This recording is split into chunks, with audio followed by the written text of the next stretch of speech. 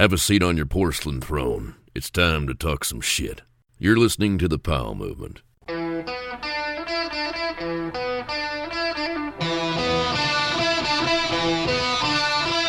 Welcome to the Powell Movement. I'm your host, Mike Powell, and this week it's an episode from the world of wakeboarding. And my guest is a guy who's been crushing it so hard over the past 15 years, he earned the nickname Bone Crusher. I'm talking about Rusty Malinoski, a two-time world champion known for landing the first 1080 on a wakeboard and standing on the podium on a weekly basis in the 2000s. With this podcast, I switched it up a little bit. I still went through Rusty's life, but not as much on a linear timeline. And I start with some topics that maybe I shouldn't have. But that doesn't matter. I recovered and Rusty was as cool as he could be. And the podcast is another really interesting one. Before I get into it, I want to ask you to follow me on Instagram at The Powell Movement, and please tell someone about the show this week so we can keep it growing.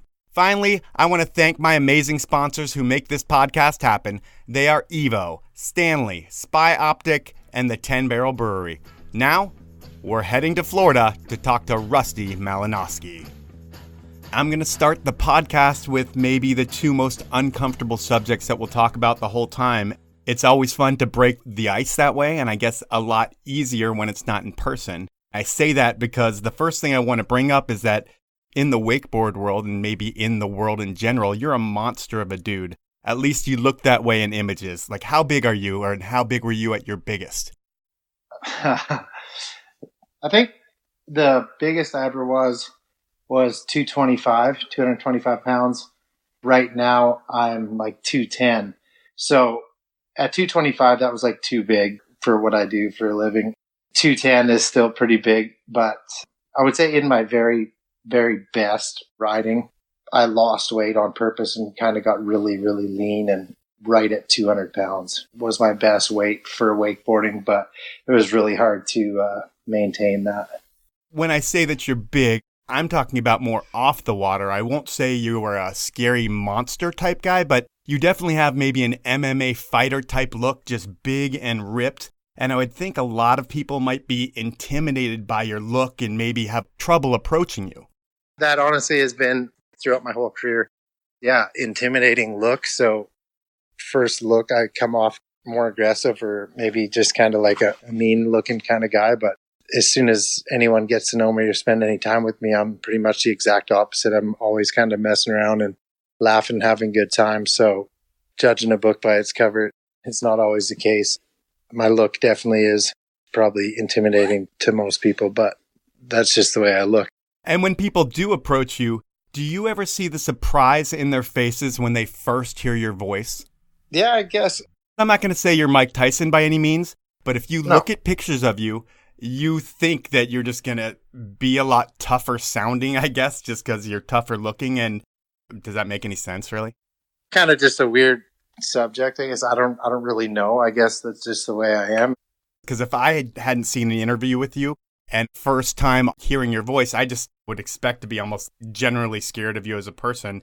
I don't know. Maybe you keep these kind of questions up. Maybe then that first time we do meet, you will have a little bit of a problem. You know what I mean, Mike? Yeah, dude. I'm just kidding. I knew that could be a dangerous subject, which is why it's always great to do it on the phone instead of in person. But then I'm going to come in with my second heavy topic, and then it's all easy from here, I feel like. You live in Florida, which is the wakeboard capital of the world. It's also the old people capital of the world. And I'm sure there's a good amount of Walmart-type meme people that live all over the place there. That type of mix can create all kinds of crazy situations.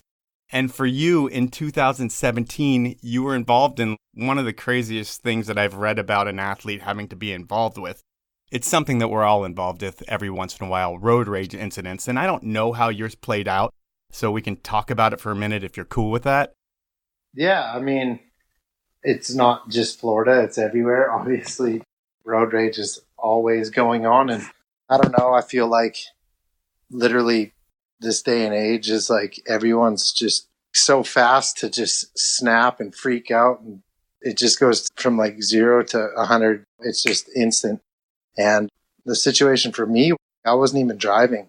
My wife was driving and I was just in the passenger seat, and was like Sunday morning, and dude wouldn't let us merge in, and then cut in front of us and like slammed on his brakes. And it was just one of those deals where my kids were in the car, and it was kind of downplaying it, because like if I would have been by myself, yeah, then I would have probably played into it a lot more. But he just followed us into the gas station, and I was just like, all right. So I got out of the car. You know, I'm not the type of guy to go look for trouble, but you know, there was clearly trouble there. So this guy follows you from the road rage incident into a gas station, and you get out of the car to approach him. Yeah, because I'm not scared of the guy. You know, it's one of those things. Why are you following me? Well, it was like definitely an escalated situation, so I knew it was going to happen, you know, and I was ready for anything. But I mean, I guess looking back, I don't know, because if a person has a gun or whatnot, you know, it could have been even crazier. But, you know, I just got out and he wouldn't get out of his car, and I was lifting my hands at my hips, like kind of like, what's up, you know? Yeah. And then it was like kind of this weird narrow part where there was cars parked around the gas pumps, and I like was standing like 4 feet out from the front of our car, putting my hands up like, what's up? What do you want to do? You know? Mm-hmm. He's in a Mustang, and he just smoked the tires and just floored it. And all of a sudden it was just a split second. I just jumped as high as I could, and he just smashed me. I like went through his windshield, flew over top of the car, and was flipping in the air. It was fucking crazy. I saw a picture of the car, man. If you didn't jump like you did, I mean, there's no marks on the bumper, on the grill, or anything. No, that was my hip that went through the windshield. You saved your life and career by jumping right there. Yeah, and it happened so fast. I just remember the tires squealing, and then I just jumped. And then I was fucking flying through the air. And then I landed on my butt and then back and like rolled out. And then I got up, and I just remember running after the car. And you broke your leg. I ran after him, and then he like peeled out and like ran the stop sign, almost got T-boned by another car and was fishtailing out. And then some good Samaritan followed him to his house. He stayed back enough, but watched where the dude went, followed him to his house, and then the guy tried to hide his car and shit in the backyard and all this, and like put a cover over it. How old is this dude? I don't know. He's probably 50 or something like that. But yeah, I had a broken leg, and I like didn't even know. I just ran after him, and that was just instinct, I guess. At the time, everyone's jaw was on the ground. I looked back, and there was people that thought I was going to be dead. There was this lady that was like, I seen you get hit by the car, and I looked away, and I didn't want to look back because I just thought there was going to be a dead person laying there. I just remember being, I'm fine. And my oldest is like freaking out. I'm like, dude, I'm good. It's fine. It wasn't until later that I remember fucking killing me. Having your family there to see that, I can't even imagine. They arrest the guy, and does he go away for a while? Yeah, I mean, that is what it is.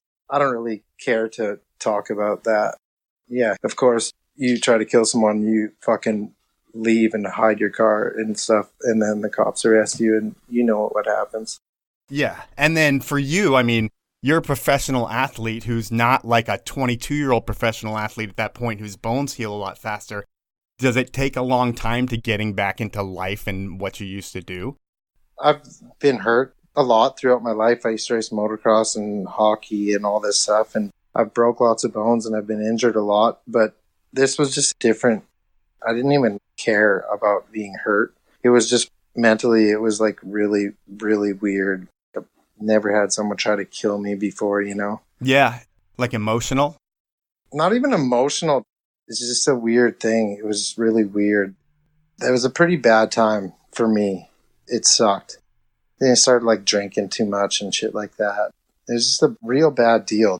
I was laid up, and then psychologically it's like a really weird thing knowing that some dude did that. And then my wife was like uneasy. Your mind's just weird because now you're like, what if this dude's like crazy and tries to come? And she was uneasy about it. And my son, it was just a real messed up deal. That's so heavy, man. Way heavier than I thought it would be. You know, it's not just like you had an injury and an accident and you get over it. It's probably something you still think about here and there. Yeah, it took a long time. It actually did. It's been more in the past 6-8 months-ish where I've really just made a point of being done with that. It is what it is. It was something that happened in my life, and it was super fucked and crazy, but it's done. I just don't care about it anymore. In the grand scheme of things, a lot of people have fucked up shit happen in their lives. As terrible as what your thing was, could have been a lot worse. You have a wife, a family, and all that, so we can get through that part. I'm going to talk about when your life really starts now, because it didn't really go how I wanted in the beginning, and you know what? That's totally okay, Rusty. It all starts for you in Canada. You grew up in Humboldt. Now, if you're from the U.S. and you're from Humboldt, it means that you were somehow tied to the weed business. But in Canada, Humboldt's known, unfortunately, for the absolutely tragic bus accident that happened to the junior hockey team. And then there's a lot of other things that go on in Humboldt as well. The Summer Sizzler, complete with a demo derby cabaret. And what else do you do there growing up? Yeah, honestly, it's absolutely unbelievable that after that horrible bus accident with the Broncos, it absolutely blows my mind how many people now that know of that. It's insane. That legitimately traveled the world, that accident. I have people, if I'm going through like customs or something, my passport still says Humboldt, Saskatchewan. And the dude was like, "Oh, you're from Humboldt. It's really unfortunate what happened to the hockey team." You know, it's crazy how many people know about that. You just hate to see talented kids. You hate to see anybody die, but in a tragedy like that with talented kids, it just sucks. It's really weird because growing up, Humboldt is 100% where I was born and I lived till I was 18. It's a small town. Now it's maybe 6,000, 7,000 people, but for my time there, you know, a town of 4,000 or 5,000 people, and the Humboldt Broncos was like the biggest thing we had. And that was like every kid's dream. We were going to play for the Humboldt Broncos. That's what you wanted to do. When the season was on, you go to every game, and the Broncos were like, or are the biggest part of our town. When I was growing up, you'd look at these guys as big, strong men, but they're 18, 19, 20-year-old kids. They're legitimately kids. Were you one of those young kids when you were in Humboldt? Were you a Bronco growing up? Well, the town of Humboldt, if you play Atom, Pee-wee, Bantam, Midget, you're a Humboldt Bronco. But the SJHL Humboldt Broncos, that's the under 20 junior A team. So I never played for the junior A team. I was already into chasing my dream of being a pro wakeboarder. But, you know, I played hockey from when I was 4 years old till when I quit in like, I think, midget. You have two older brothers, and I would think with hockey and two brothers, just being tough in general is a given. You have to be.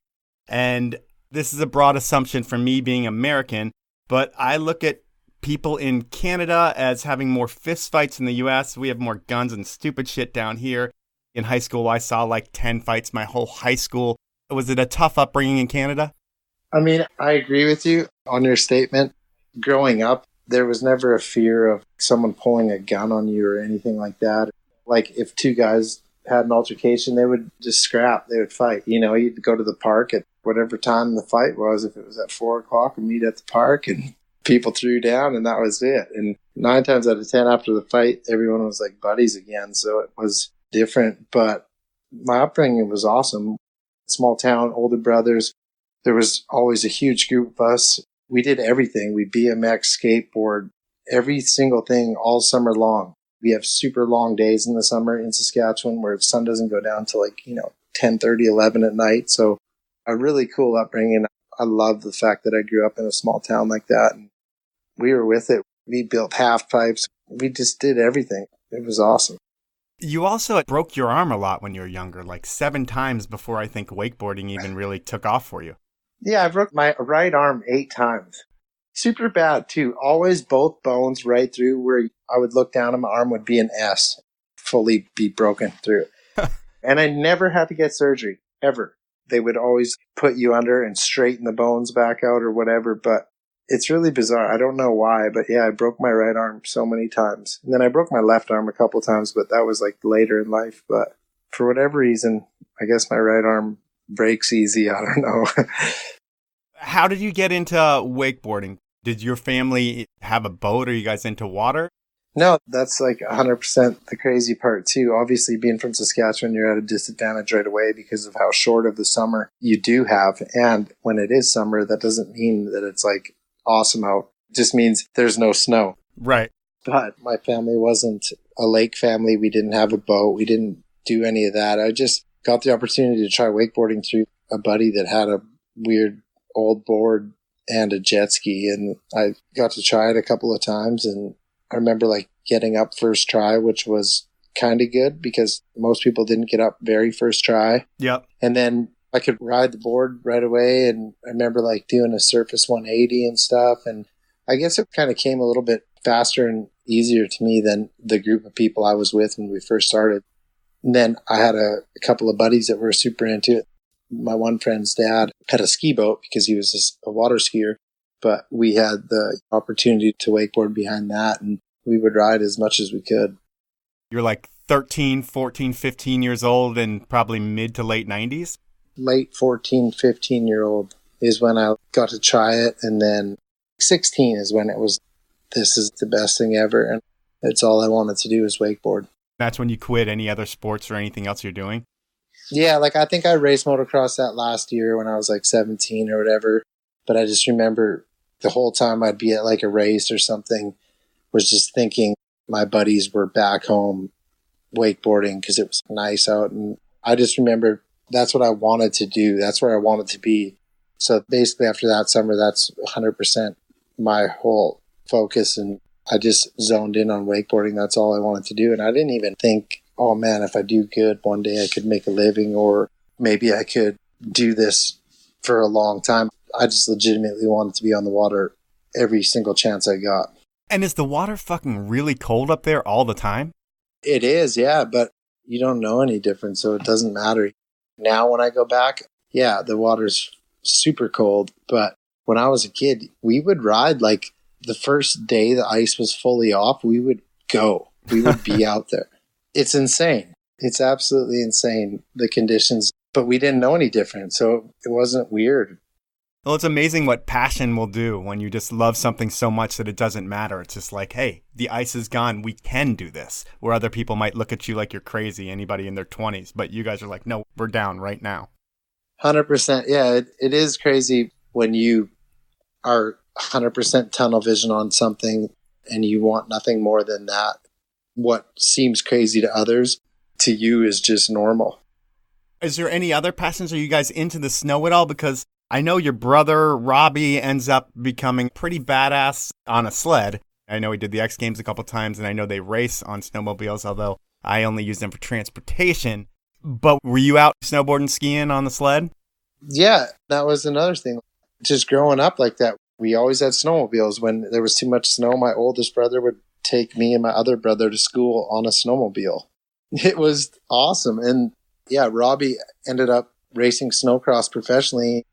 He was a world champion in 2006, I believe, or something like that. So he did really good with that. And he medaled a few times at X Games. And he had a really good career out of snowcross. And we grew up downhill skiing, even though we have zero elevation or mountains in Saskatchewan. But there was a couple hills that we'd go to. And later, like 15, 16, in the wintertime, we would build jumps and get towed in on our snowboards behind snowmobile, basically like wakeboarding, but anything to get the adrenaline going.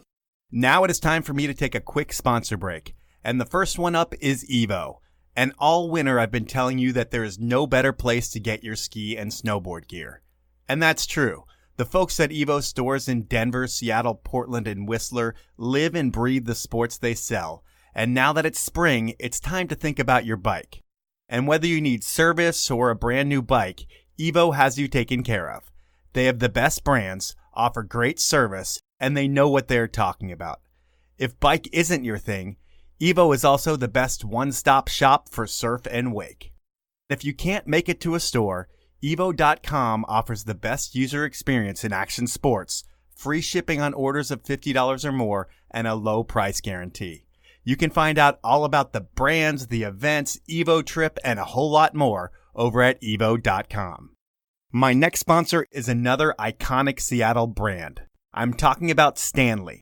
Remember that green steel bottle that your grandpa took to the mountains? The one that kept his coffee hot all day long? That's a Stanley. And since 1913, they have been the pioneers of retaining cold and heat.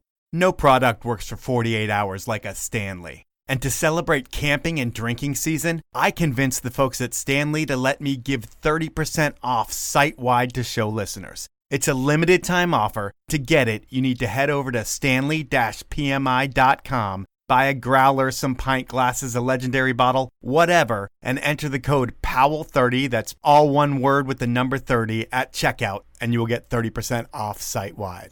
Those are my sponsors. We don't really need to talk about high school, but afterwards, is there any thought of college, or is it straight to getting a job in wakeboarding when you're not working?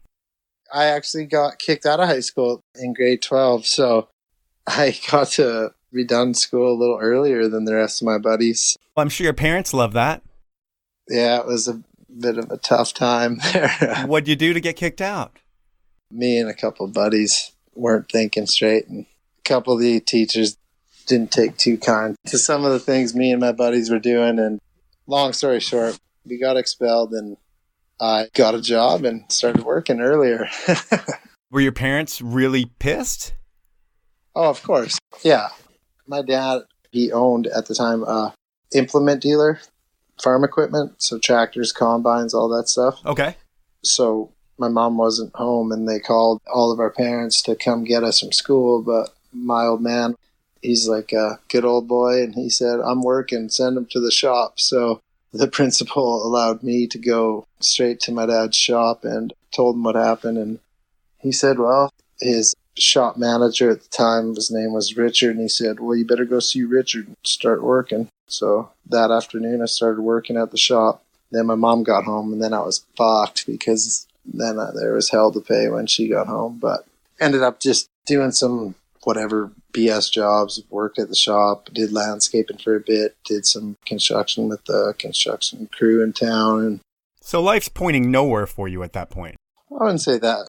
You've been kicked out of school and you're working different jobs, and there's no real path that you're on yet, is there? No, 100%. Yeah. If your parents were to go out to a dinner party and they're like, how's Rusty doing? They'd be like, oh, well, he was on the road crew. And, he loves wakeboarding, but he'll find himself one day.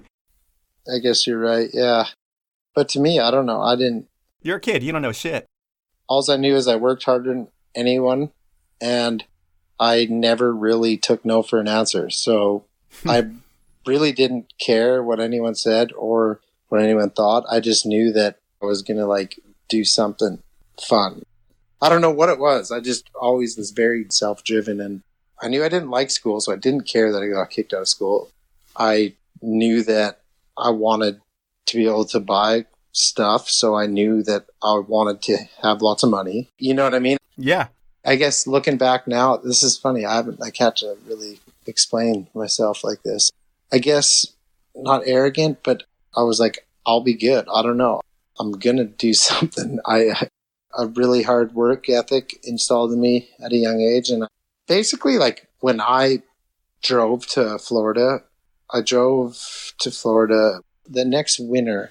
2004-ish? Man, I want to say probably 2003, 4, yeah. And I get in my car, and I told my parents that I was going to go to Florida. And looking back now that I have 2 kids, I'm like, how fucking crazy is that?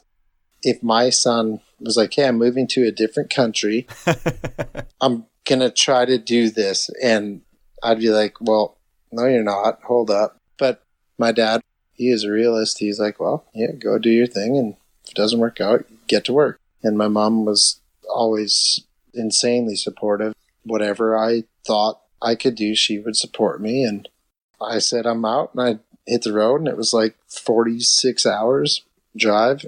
And just drove straight, didn't even care, just drove.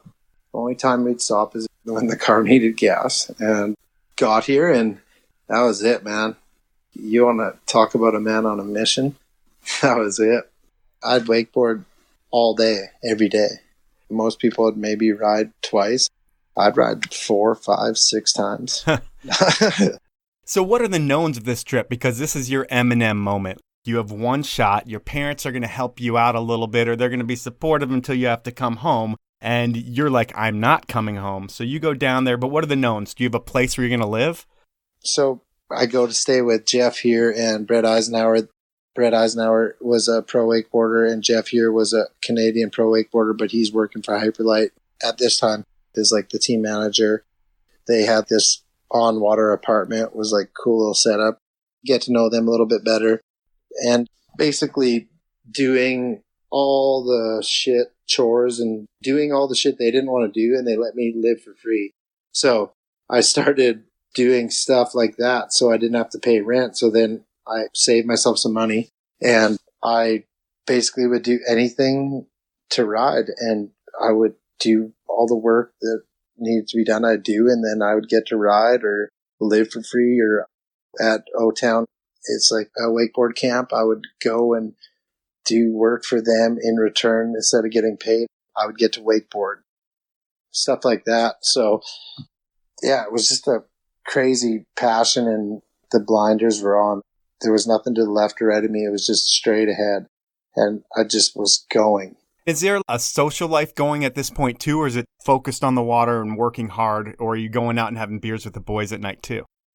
At the start, like, definitely was 100% focused on getting somewhere, 100%. But there was like a point where it's not costing me much because I basically worked to wakeboard. So I wasn't making money, but it wasn't like really expensive for me to be here. And I talked to my old man on the phone, and he's like, well, you got to make something happen. Otherwise, you got to get home and get to work. And it wasn't like maybe a month or two after that, I like got my first sponsor and started getting a little money. And then the doors really opened up once that happened. Then it was multiple sponsors, and I was creating an income. That's when it kind of like all really took off. That first year and a half you're out there, I think it's like 2005, you end up with Trick of the Year, which has got to be a big one to get you some notoriety there, although people are seeing you work hard every day on the water. But who are those first brands that you sign on with right away? Because for you, you have the dream that your parents are like, hey, you can go down there and do it. The time is ticking while you're down there. It's like you have to make it happen fast. And it's like you're the Bieber of wakeboarding. You know, you come to America and get huge quick. And who are the people that start paying you where you can focus on wakeboarding and not thinking about needing to get sponsors? The first board company that sponsored me, it was called Gator Boards. It's Gator Ludger. He was like an old pro wakeboarder, but he had his own brand, and they no longer have a brand. But at the time, he was trying to make it happen with his brand, and he was interested in me, and we talked, and he was like my first board sponsor. And then I rode for Taiga Boats, which was pretty amazing at the time. And those were like my very first sponsors in Roswell. They're a tower company originally from Canada. Now they have their headquarters in Cocoa Beach, but he was one of the first. And these guys were creating not a lot of income, but enough to do what I had to do, travel, compete, ride every day and whatnot. Shortly after then, I signed with Mastercraft, which I'm still on Mastercraft right now. So I've been with Mastercraft since like late 2005. Nice. And Fox Clothing, I started riding for them in like 06. And then like Rockstar Energy, then Hyperlight, and Roswell, I'm still with them. It was Body Glove. I've been with Body Glove since like 2006 too. So I've had some really, really long-term sponsors. Did Rusty ever look at you? You know, they had a few guys, but I had such a great relationship with Fox. And I mean, at certain points in wakeboarding, Fox had the best team ever. It was like Sean Murray, Parks Bonifay, Danny Harf, myself. It's a dream team. Fuck, it was like, for me to be a part of that, I was like, wow. I only asked because of the name, Rusty. That's the only reason. No, I hear you, but I thought at that point it would have took a lot to convince me to leave Fox, because it was just such a dream come true. Because I mean, growing up moto and stuff, like Fox is like the biggest thing ever, you know? And then now I'm like a legitimate part of a company. It's insane. They're using me for legitimate ads, not just for wakeboarding, but for other parts of their, you know, collection, like hoodies and stuff. Like, it's really cool. A really awesome brand. That you used to pay your money as a kid because you were stoked on it, and now you're part of it. Yeah, 100%. And while I'm not going to talk about actual contests that much or anything like that, for conversation's sake and about contract purposes, because I like to talk about money, but I'm not going to talk about your money. But I want to mention that you've been voted best wakeboarder twice at the Wakeboard Awards. You're a 2-time world champion, 2 times Masters champion. You've had video parts in Butter Effect, and I'm sure plenty of other videos that are impactful in the sport. And you've been doing it forever. You're one of those household names of the sport. But I'm not going to beat around the bush. I like to ask everyone about money because you're a dude in the sport that I really don't know what the pay level is. I'm not going to ask you to divulge your salary because that's not right. I have an idea of how I want to do this. And who do you look at as the best rider in the sport right now today? Right now? Yeah. It's a tough question. I guess I just threw that out there like it would be easy. Well, no. There's like a new age crew of wakeboarders, and they're all a decade younger than me. But there's a group of guys right now that can do tricks on a wakeboard consistently that would blow your mind. Are you talking like doubles and things like that? Yeah, man. There's probably like 6, 7, 8 guys right now that could consistently go out and do 3 different double flips, 1080s wake to wake, just insane shit that, at certain parts of my career thinking, would that ever be like normal? I would have said there's no way. And now with the new boats, the wakes are so big, and a lot of these younger guys are taking the sport very seriously, and they're training and they're keeping their body healthy and they're in shape to be at this level. So looking from back then, looking to where we are now, I wouldn't have thought that the wakes would be as big as they are now. My dream was always like, how insane would it be if the wake was like up to your shoulder? And now the wakes are so big. The boats are so awesome. And that's the biggest reason why the riding is to where it's at now. It's like a super kicker every time. Before you have to hit a double up to get any chance of doing a certain trick. But now the dudes are doing most of the stuff wake to wake, which is really impressive. But it's hard for me to say one guy, but I mean, like Harley Clifford, obviously he's dominated contests for a really long time now. And I would say that he probably was the one that took the new age kids to the level they're at now, because Harley started doing a couple of different double flips, and then he would win the contest easily. And then, a little while longer, there was another guy that could do a couple double flips. And then now it's like, if you even want a chance to be on the podium, you need to have for sure 2 different double flips and definitely 3 to 4 really hard Mob 5s and 1080 or some sort of back 9 or something. Put it this way, I wouldn't want to be a young kid trying to be a pro wakeboarder now. You're talking about 2 doubles, but I mean, it's only in the beginning now. There's going to be guys doing 4 completely different doubles in a run. I mean, I see it in ski halfpipe now. Right. It's just crazy. It really is. The level of tricks being done is absolutely insane. It's crazy, but at the same time, sometimes now I'll watch a contest and I feel like, okay, I just watched one guy. Now the next 5 guys, they're all basically doing the exact same thing, and it's who can do it best that day. And that's no shit talking to any of them, because fuck, they kill it. They're amazing and they know what they have to do to win the event. But I feel like there's not a lot of individualism out there anymore. It's definitely all kind of like making sure they can do the same tricks, but put a little different grab, or I don't know. It's at the point where the sport is at a level, but it's a catch-22. If you want to win, you have to have those tricks. And if you want to do the things that look good and that that all your peers are going to be like, oh, that was so sick, they don't score as high. Right. So it's like you have to have those robotic tricks to be on the podium.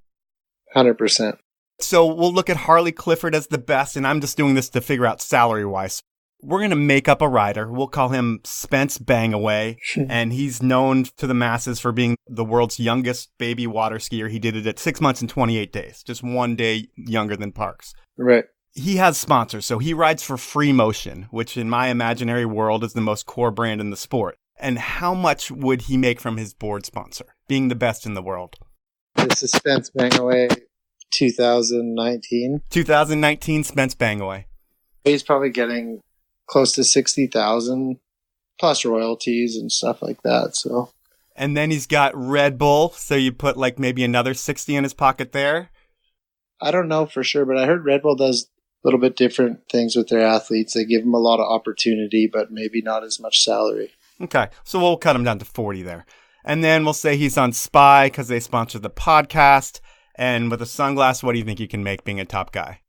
Who knows? Depends. 20? He'd be lucky, I bet. Okay, so we'll go 10 there. He'd probably make more than 10. We'll give him 15. So he's at like 95 grand now. What I'm trying to do is Spence Bangaway. Spence Bangaway could really easily make 100.5 a year. And that's the top of wakeboarding. Depends. I don't know if it's the same for every sport, but I'm assuming in most sports you have a very small group of people at the very top that make a lot more than everyone else. For sure. What I've seen from other sports, surf and skate, they do the best. Snowboard does better than skiing. And it sounds like wakeboarding is kind of right in there with the top riders in skiing. You got to think like there's times when, not for me anymore in our sport, but when everything's awesome and you have, say, 7, 8 paying sponsors and you're competing 15 times a year and you're doing top 3, say 12 out of those 15 events. And first place varies from 12,500 to 15,000. Yeah, it's a lot of money. Do the math by the end of the year. And then you have some incentives on your podiums and everything. You could real easily double your 100.5. Okay. Spence Bangaway's living large. And from what you've done in your career, you have all the stuff that you need to have. You have the standard big action sports truck, house, wife, kids. You probably have all the toys that you need. You know, the career's been good to you, but in looking at your career, maybe you've lived 2 careers because you had the younger, wilder one and the older, wiser one. And in your early years of being a pro, after you established yourself, are you going just as big at night as you were during the days? The older, wiser one has been sober for almost 2 years. So, well, that's definitely older and wiser. Congratulations on that. So I would say that the older, wiser one is not out very late anymore. Unless he has to be. But I will say one thing. I'll give Spence Bangaway some advice. If Spence Bangaway is killing it, maybe if Spence Bangaway has 2 parts of his career, I would say in the first part, Spence Bangaway should live like he's making $20,000 a year. I totally agree. Or buy a house. Do that too. But yeah, it's crazy. When you're young and you're doing really good, you just think that you're always going to do good. You know, action sports, basically, it's a crazy thing because you can have 0 money in your bank account and then within a year start killing it. I mean, you could just win an event and have $15,000, you know, and you had nothing. But the sad thing is those people that had nothing, I've seen it happen before. They get that $15,000 and they think they're rich all of a sudden. Yeah. It's like, hey, that's just one check, and you need to be like yourself and have a strong work ethic. Sure, you can party and do a whole bunch of other things, but if you work hard every day and make sure you get your time on the water, in the gym, whatever you need to make yourself perform well in your craft, you can do whatever you want. But if you don't do that and you just take that check and spend it, your career is going to be pretty short. That's for sure. Even in my younger, what are we calling it? The first part of my career? Your younger, wilder days. Yeah, I always...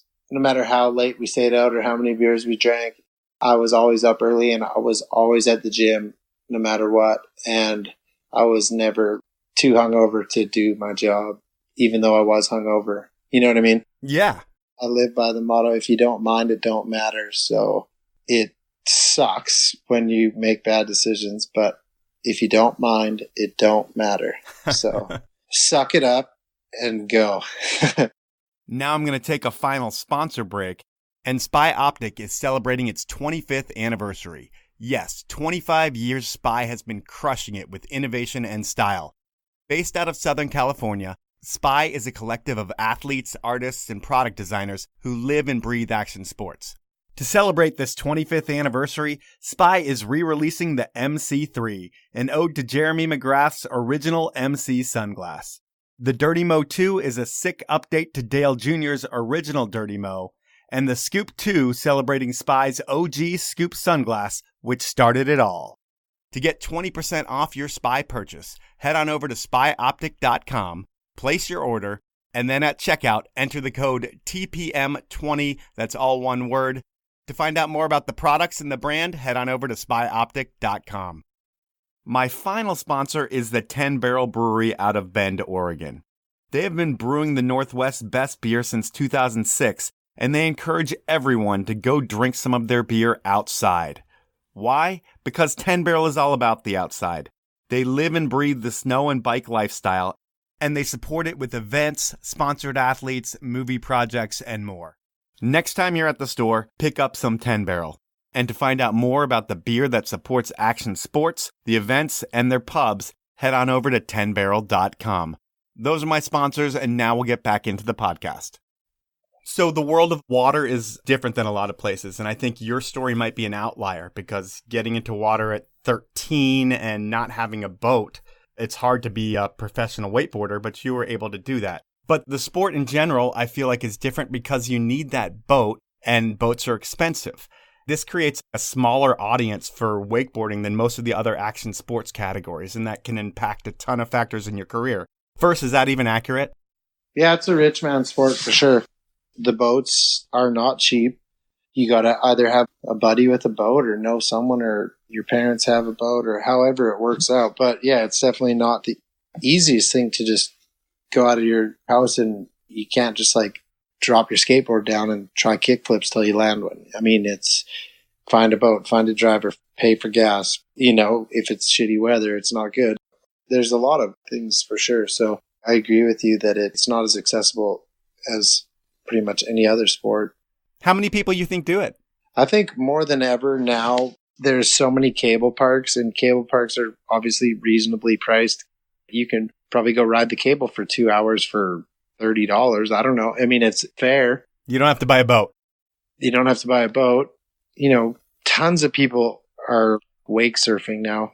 That's what almost everybody does. People who used to be rad, wake surf now. Yeah, I think all the dudes that grew up wakeboarding, but now are a little bit older and don't have as much time to be physically in shape, they can't get smoked on a wakeboard on Sunday and go to work on Monday, so they still love being in the boat. So we'll have some beers and wake surf, and it'll be a lot easier on the body. And I don't blame them. No, because at this age, it does take a toll on your body, but this is your job, so you expect that. But everybody else is going to go back to their computer on Monday. Right. I mean, I've noticed the difference as I get older. I used to always wonder why a couple of the older riders, they would only ride maybe once or go multiple days without riding. And when they would ride, they'd be complaining about being sore or something. And I was just kind of always like, that's so crazy. I'll never be sore. But the funny part is I mostly get sore from doing too hard of workouts or something like that. But I don't get sore from wakeboarding ever. It seems like most people, when they go out for a day of riding, maybe get pulled behind the boat for 2 to 3 10-minute sessions, maybe. At least when I go, but I'm a total pussy. But when you go, you can go as long as you want. You're just a machine. Yeah. But so can any other pro wakeboarder or good wakeboarder. Basically, anybody that does it a lot can ride for a long time. Okay. And when you became a pro, did it all happen after the original X Games wakeboard contests? I got to compete in one X Games, and it was, I want to say, call it 2004. So that would have been legitimately the first year. That would have been the first year that I won a pro event as well. So that would have been my first year of kind of being good at competing. And I remember getting the invite to the X Games, and I remember it was either practice or qualifying. I did the run that I planned on doing, and I stuck it perfect. The run I did would have won the event. And then in the finals, where it actually mattered, I fell first trick, got up, choked again, and fell again. That was it. That was my X Games experience. Bummer. Does your brother give you shit for having more X Games medals than you? I mean, not really, but I dominate him so bad in world titles and championships. And I mean, I'm a Pan American gold medalist for the country of Canada. I mean, he's got nothing on me. I promise you that. Well, he didn't get a gold anyway. Yeah, silver and third, second and third. When wakeboarding is pulled out of the X Games, is that devastating to the entire sport, the marketers, the athletes? Because I would think that's your Olympics at that point. That's something I can 100% remember in my career. That would have been right at the beginning, but that sucked. that sucked bad because they kept saying like, we're working on it coming back next year. And then it never did. It never did. It never did. That was like our one time as wakeboarding as a sport to be with all the other main core action sports. And that really sucked. I know I was bummed. And as a young, inspiring wakeboarder, I wanted to win an X Games gold medal as well. But it also gave us that clout of like, oh yeah, now we're at X Games and people watch X Games. So Travis Pastrana doing the first ever double backflip, like that was the most epic moment ever. Yeah. And we used to be part of that show and then we weren't, and that sucked. Did you see that impact the numbers of the sport, or did kids not care about that? Honestly, I have no idea. I don't know if it impacted it at all or what. As a pro rider, it was just one of those things where it was like, not embarrassing, but you were like straight up bummed out that you weren't part of that cool kids club anymore. It was like, man, this sucks. It's very high school. Yeah. But it all comes back with Real Wake, and I would think that really showcases the riding how you guys want it to be seen. But I would always argue that it's way more fun to be at X Games and have the experience that you're talking about and be part of the actual competition. But what do you prefer? I had the opportunity to do Real Wake. I ran into some issues the one year with just, we had an idea and it didn't work out. So it was kind of a wash. But no, as a kid growing up doing all kinds of different action sports, you know, riding moto, the freestyle moto guys, the BMX, the skateboarding, all these things, I really loved the X Games. I still watch and all that, but that was something I wish I could have been a part of for more than that one year. You are almost 35 years old, and I'm guessing probably as in good a shape as you've ever been. But back in 2012 was like a turning point for you in your health, where you've always been a big, strong dude. You started treating your body like a temple. And then in 2013, that all paid off with the Tour Championship. So what did you change about your lifestyle, and how much weight did you have to drop to get into prime physical condition? Well, me and a friend opened a CrossFit gym in Claremont, and it's called Claremont CrossFit. So I started doing CrossFit, and we opened and ran a CrossFit gym. That was basically the only thing I did differently was I started doing CrossFit every single day, and obviously made some adjustments to my diet and all that stuff, cut out drinking, all the things that make it harder to be in great physical shape. So I cut out a few of those things, changed the diet, and started doing CrossFit every single day. And I dropped a lot of weight and got leaner than ever. And yeah, that year I just felt really, really good on my wakeboard and was confident and healthy. And yeah, it was just one of those things.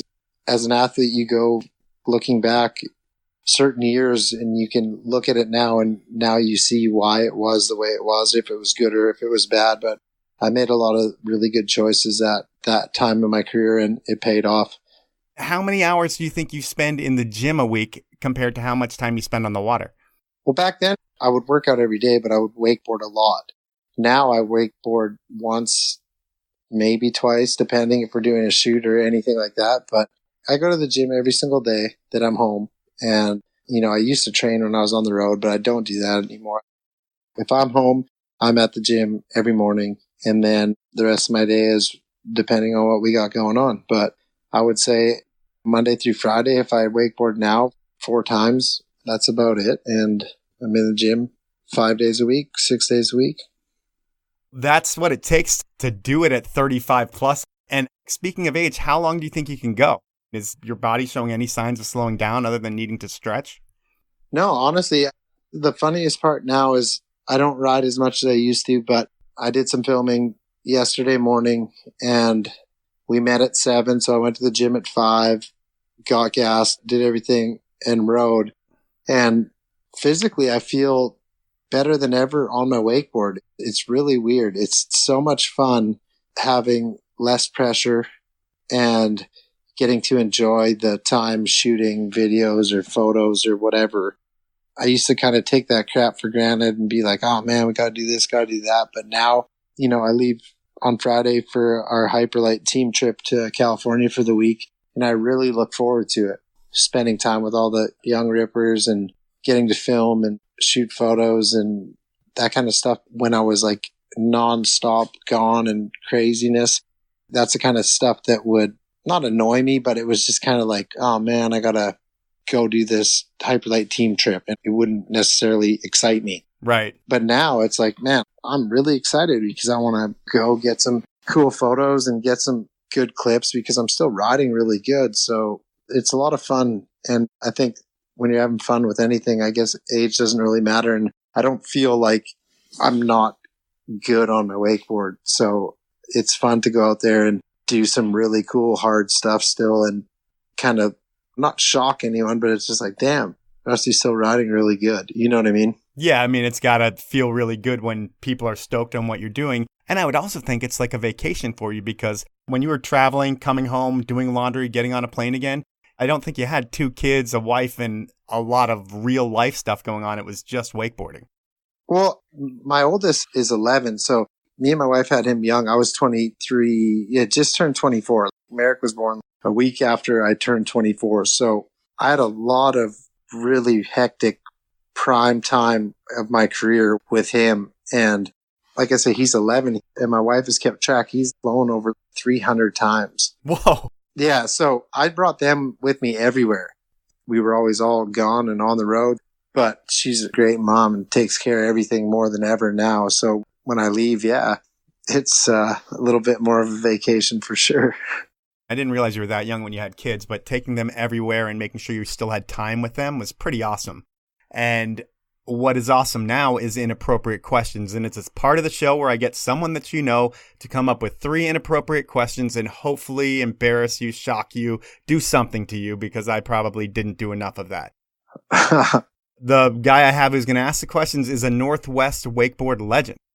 Who's the most legendary Northwest person that you know, if you can name him? Well, I'm thinking that you got in touch with me through Greg Nelson, so I'm thinking he came up with some stupid ass questions for you. No, this guy isn't as legendary as Greg, but he's probably the most fun Northwest rider. Trevor Maurer? No, Mike Ennen. Oh, Mikey. Nice. Yeah. Hell yeah. I'm going to drop his first inappropriate question right now. I think this was 15 years ago, maybe 10 years ago. I don't know. A long time ago. I think both our rookie season were up in Canada somewhere. Hadn't met the guy yet, heard about him. We all obviously go out, drinks with everyone and meet him and the rest of the boys there at the bar. And like a typical Canadian, he's super nice and smashing drinks and ended up taking some shots and tried to crush the shot glass with his foot after throwing it or something. And ended up cutting his foot pretty bad. Helped him back to his room later that night after continuing to stay out. And I was like, oh, there's no chance he's going to be able to ride tomorrow. So my question to him is, how did he end up riding the next day? Because I vaguely remember he rode really fucking good. And I don't know, might have podiumed or gotten the finals. So give us a little memory lane there, Rusty. I remember that 100%. It was U.S. Nationals, and it was really early in my career. I think it was my first U.S. Nationals, and that 100% is true. We were taking shots, and I like smashed the shot glass down on the ground, and then I stomped on it with my foot, like trying to break the shot glass. It was like broken, half jagged, and I fucking stomped on it, and the broken piece went like right through my shoe into the bottom of my foot. Oh. And yeah, it was cut really bad. So I super glued it shut and I taped it up, and I think I got like 5th. And that was like really good for me because I made the finals. That was like my first year of competing on the pro level. Yeah, that was a really good finish for me with a really bad cut foot that I super glued shut.